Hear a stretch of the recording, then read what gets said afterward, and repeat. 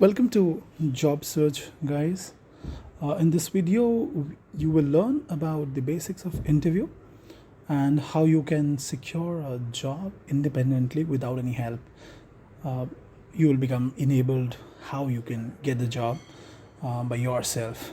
So this will have three dynamics: pre-interview, interview, and post-interview, which will explain like what you should do before interview, during interview, and once the interview is done, then how you should prepare, follow up, and uh, deliver when you are into the interview. So these are the basic area that we will cover. So let's move on to the first one. Before you go for an interview and when you are preparing, it is very important that you know the job well. So what you should do is do a thorough inquiry about the opening, go through the like minimum eligibility criteria required, job role, it is in which sector, business. This will help you to understand which kind of skill set are required for this role, which will help you to clear this interview. uh, and while you are in an interview, you should reflect those skill sets, because now you know that what are they looking for. It will be very very important that you reflect those while you are in the interview, and that will also catch the eye of the interviewers. Like, I'll give you some examples. For example, you're going for a service based company. So while you're in the conversation, you should share some examples where you can show that you're very sensitive about people and their issues, and you're ready to go extra mile to bring a smile for customers, and that'll win the trust, or the interviewer will be confident about you. Say for example, if you're going to a product based company, they will look for similar kind of an experience, education, or maybe family background if you have, and you should talk about those. Say if you're going for a finance based company, they will always look for people who have eye to details, and you have to, while you're in the conversation, you have to ensure that you're reflecting those, and that will help you to win the trust. You should not talk about anything random, where you are maybe good or you have some achievement and you want to talk about. Possibly that can be like one of the slightest or small area of your conversation, but the major area of a conversation should be focused towards reflecting the skills which are required. And this preparation will help you to first know what is required, and then obviously if you know what is required, you'll prepare accordingly and you'll deliver that. The next very important is uh, you know uh, inquire about the opening, like what will be the selection process. Like here the icons says there's internet, and there's a lot to do with internet. So you should try to understand whether there'll be a screening, whether there'll be aptitude round, operations round, HR, presentation, debate, or extempo, etc., etc. And if you know about what is required in the interview that you're going for the selection process, you can prepare accordingly. And you know you should take help from the internet. How you can do is, say for example, if you're going for interview at Cognizant, so questions asked in aptitude test for Cognizant maybe, and question asked in operations rounds for the role of, say, TCS, if you're going for a TCS organization. And say for example, if your organization is not that big that you're searching for, then you can just go for some standard organizations, look from there. But it should not happen that you're going unprepared. The more you're prepared, more you'll be confident. And say for example, you got to know that there are three rounds or selection sessions that you'll have to go through. Every part of the interview you should go through at least like 10 questions. So on HR maybe 10 questions, on operations 10 questions. So what will happen is, if you prepare like this, maybe it'll take like 3 to 4 days, but you'll be absolutely sure about what kind of questions might come. You'll be aware about the most probable questions, 80% of the questions, if you just go through like 10 questions of each assessment process that they'll have. Or at least you'll know like what are they looking for when they're asking any questions when you're there in the interview. And from those 10 that you have prepared, you'll definitely be able to relate and deliver. So you'll never be in a situation, or you'll never get surprised by the questions or the rounds that'll come forward. So definitely this is one of the area which is to be looked into by all of you while you guys are going for an interview. And you should definitely look for questionnaires during HR rounds, freshers, managers, engineers, technical roles.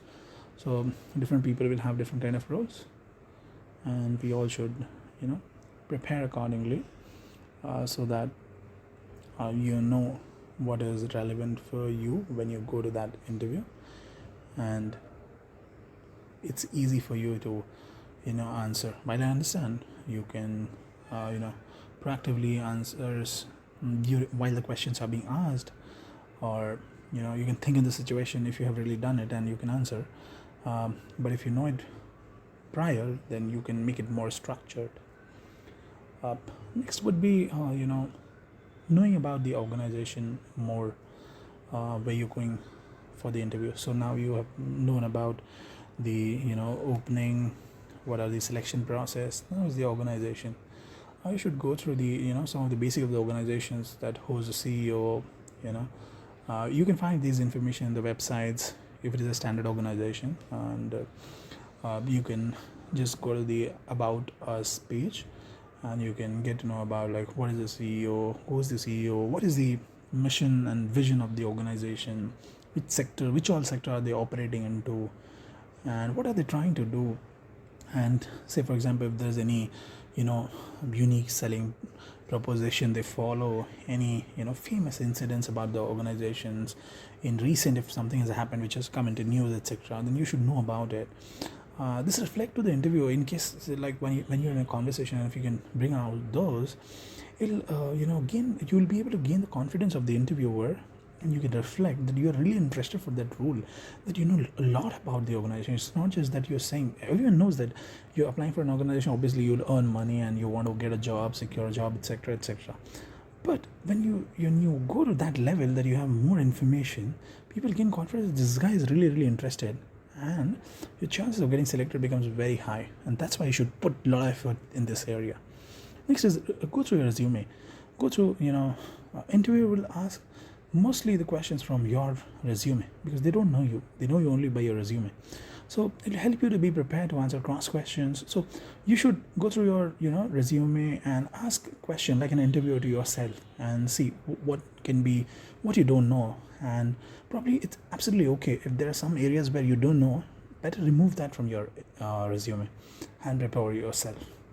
So I think this was the area where we spoke about what you should do before you go to the interview. Now we'll talk about what you should do during the interview. Remember, you are the driver. Like in this picture, you can see there's a, you are the pilot for this aircraft of the interview that you're going to, which means that you have to drive the conversation when you are in the interview, and you will only be able to do it if you're prepared. And what you should focus on is try to reflect the two of your best skills. And how you'll do it is that you have to drive the conversation in such a way that they talk about those skills and you're able to reflect that. And that's an art which you need to learn, so that you can drive the conversation, bring it where you are strong, and then talk about your strengths. And that looks, that helps to win the confidence of the interviewer. And always remember, while you are presenting your skills, you should always present what is required, what they're looking for. While you do the research for the opening, you will definitely come to know that they are looking for certain specific requirements. Try to reflect those. Like say for example, if you are technically very sound, but the opening is non-tech, you should not talk much about your technical skills. The interviewer might, get into worry that, hey, this guy knows something else and maybe he's interested somewhere else. So talk about what is required for that interviewer or for that position, so that he'll be interested more to know about it. And also remember, answer what is asked, not everything that you know about. You need to be like crisp, clear, to the point. Usually when there is it's a walk-in interview, etc., there'll be a lot of people who'll be there in the queue, and interviewer is taking interview throughout the day, and they're tired, and they'll definitely be looking forward to finish the queue which is standing outside, etc. At that point of time, if you're talking more than what is required, the person might get disinterested. So you need to answer what is required. Alright guys, so let's move on. Now here we'll talk about questions which during the interview you might get questioned.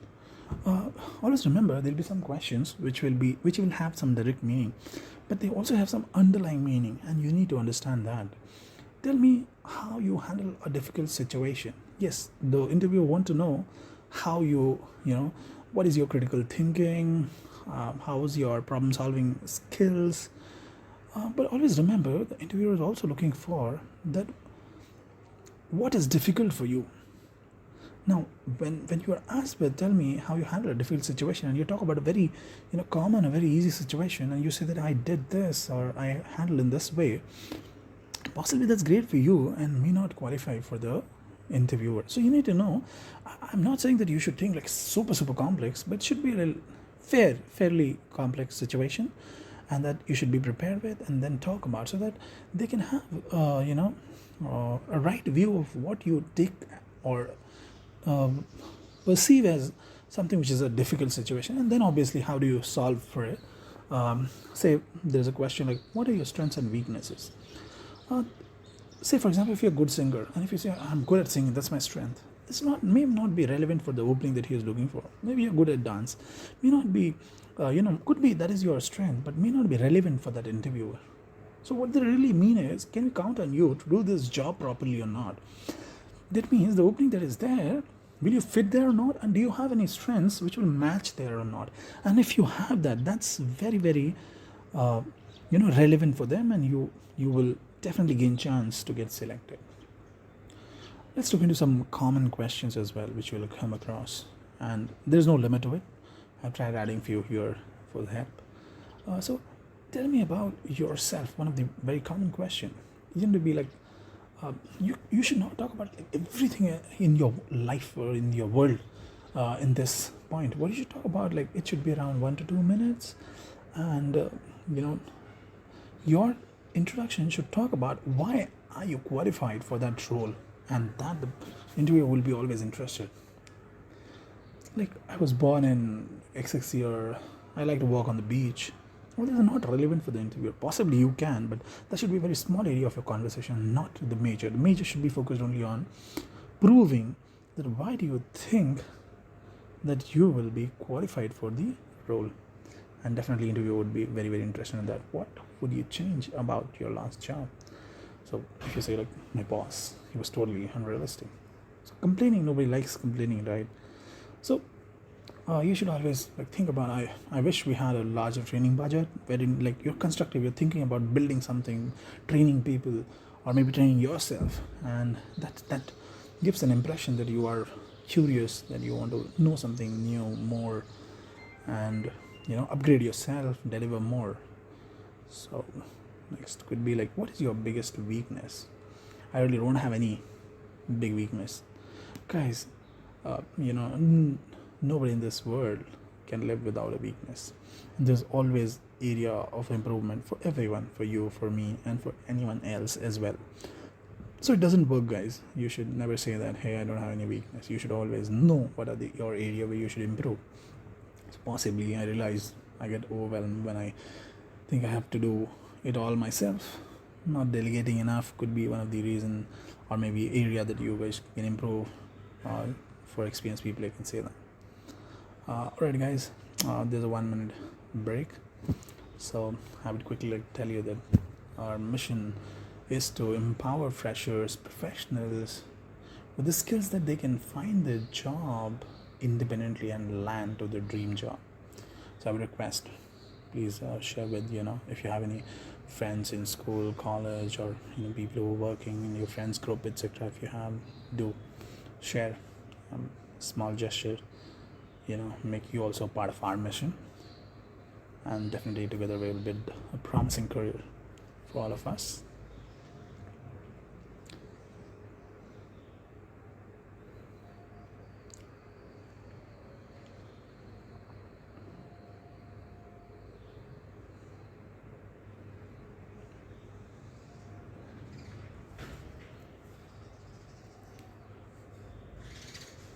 Alright, guys, now we'll move to the next section where we will talk about what you should do during the interview.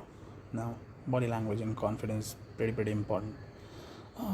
If you see in this picture, the first one, this shows a body language which is very calm and neutral. You see the last one, it's very aggressive. If you see the first one from the most left, it's pretty relaxed. Now from your body language, somebody can understand that how are you, uh, feeling, how are you, how you can express yourself.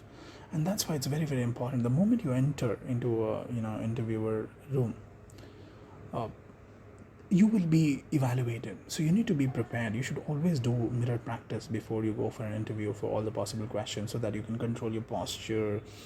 There'll be a lot of time you'll see that when somebody is talking, answering question or interview, they'll do a lot of head movement, there'll be a lot of hand movement, etc.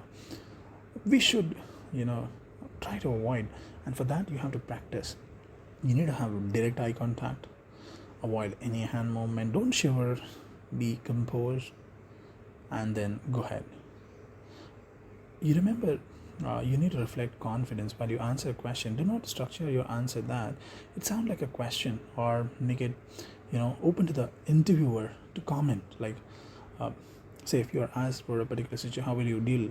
So I think the best solution would be something. So if you use words like I think, I feel, it reflects that you're not very confident, and you might do this and you may not either. And and that's open the situation for the interviewer to ask a cross question. So you need to be very clear when you are answering your questions. You should say, in this situation I'll deal like this. Possibly different people can handle that situation in a different way, but you need to give your logic, you need to be clear with it, and then go ahead and tell what will be your decision to do, perform the particular task or solve a particular problem. Always remember that there will be some difficult questions or situations. It is always good to ask for a minute, that hey, can I just think over it for a minute.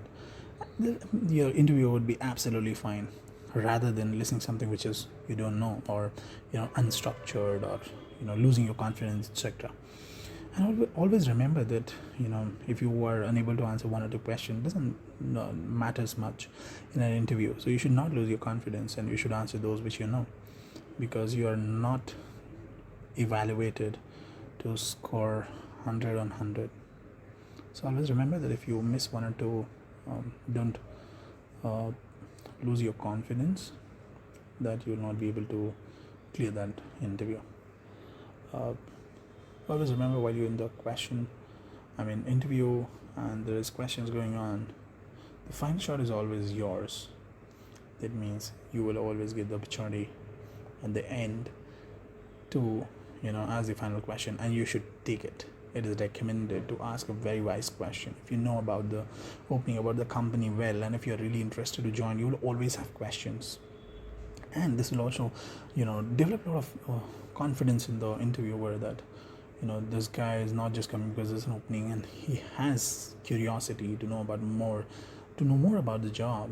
You can ask the questions like, how is the job security, how is the performance is assessed, what is the critical matrix which is evaluated, or what is the process, how the performance assessment happens, etc. There'll be like tons of questions, and you can just Google it and you'll get it. Always remember, sometimes you might not do great, but your questions may turn the entire interview in your favor. So you should always ask good question. Alright guys, let's move on. Post interview, what you should do is, definitely one is that you should recall the round and understand what were the flaws that you have done. While you will definitely get the results, which can be positive, negative, and you should not be much worried about it. So what you should do is always recall that round and think that what were your flaws that you did, and how you could have done better. That'll be a self-learning for you. And always remember that you should follow up.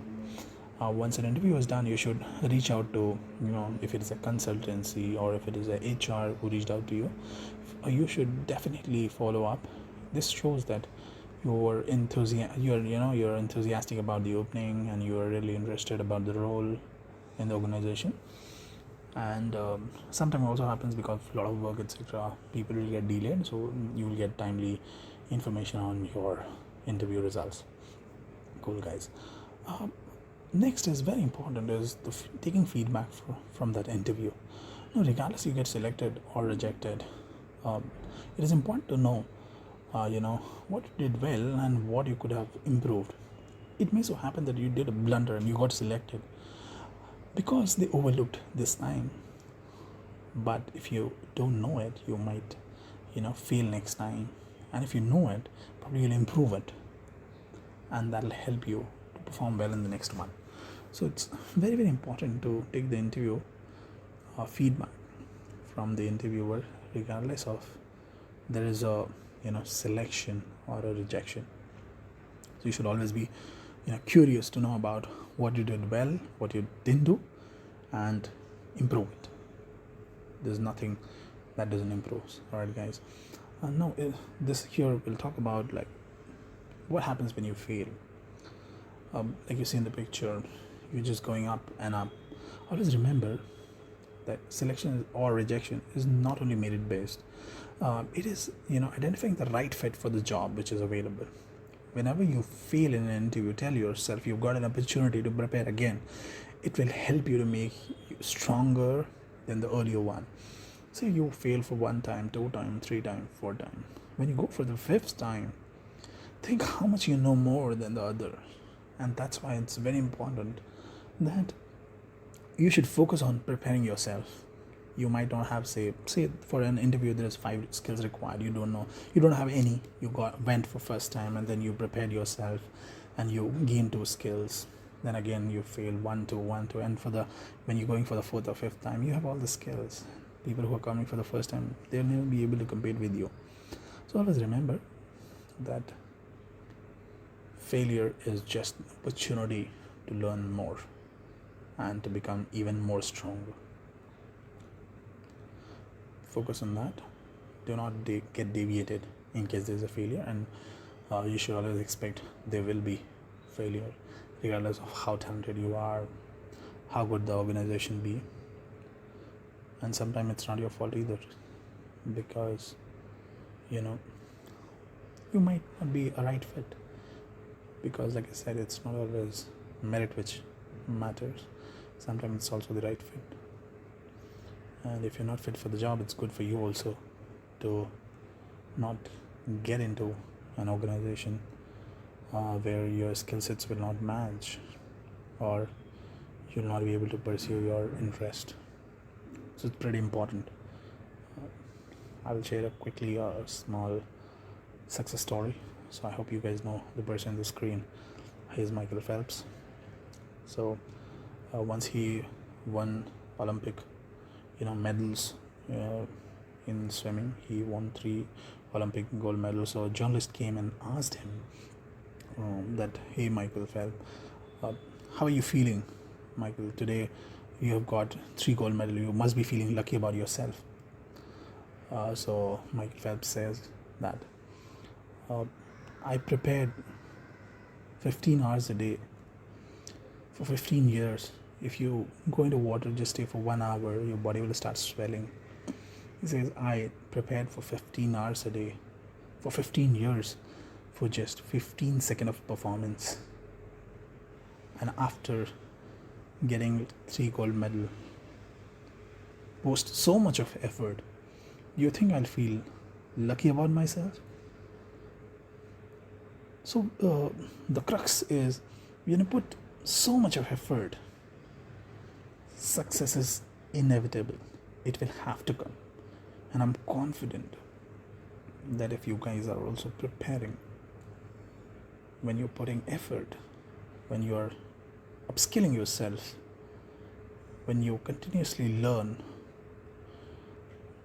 there's no hurdle that you cannot cross, and there's no interview that you can't crack. So what is required is just focus on the positive end, prepare well, keep trying. Every time you succeed or you fail, learn from it, introspect more, and I'm very, very confident that you all will be able to clear any kind of interview that you're going for and get the job that you want in your career. What is just required is genuine interest from you and effort to get what you're looking for. Consistent effort. Thank you very much, guys, for listening to me very patiently. I'm really thankful to all of you, and happy job search, guys.